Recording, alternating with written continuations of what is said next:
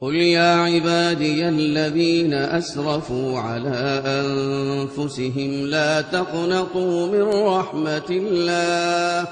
إن الله يغفر الذنوب جميعا إنه هو الغفور الرحيم وأنيبوا إلى ربكم وأسلموا له من قبل أن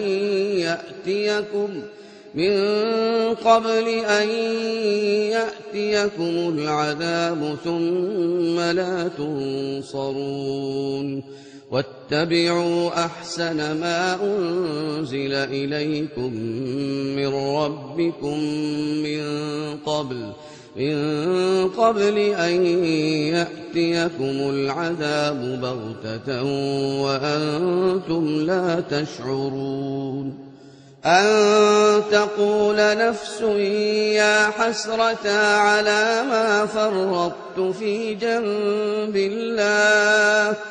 يا حسرة على ما فرطت في جنب الله وإن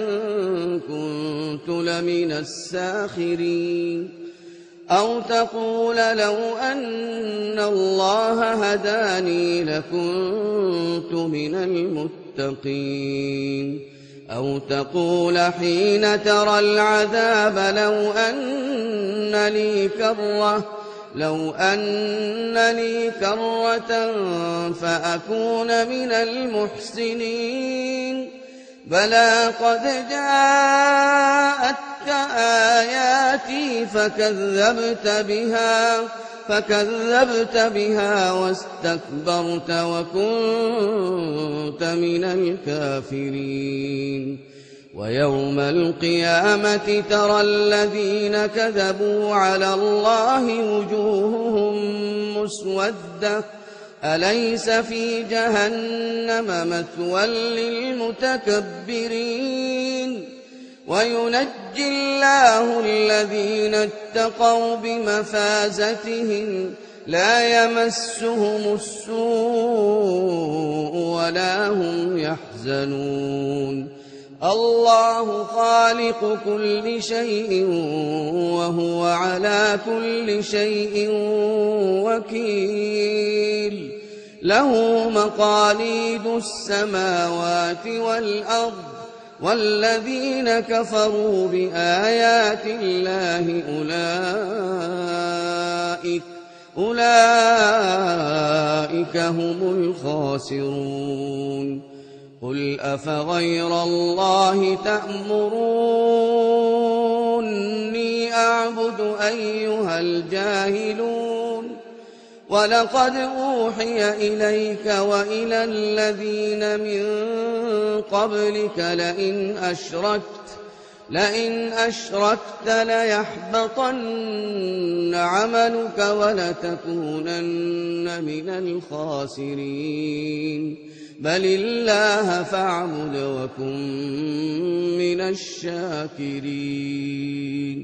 بسم الله الرحمن الرحيم يا أيها الذين آمنوا اتقوا الله ولتنظر نفس ما قدمت لغد واتقوا الله إن الله خبير بما تعملون ولا تكونوا كالذين نسوا الله فأنساهم أنفسهم أولئك هم الفاسقون لا يستوي أصحاب النار وأصحاب الجنة أصحاب الجنة هم الفائزون لو أنزلنا هذا القرآن على جبل لرأيته خاشعا متصدعا من خشية الله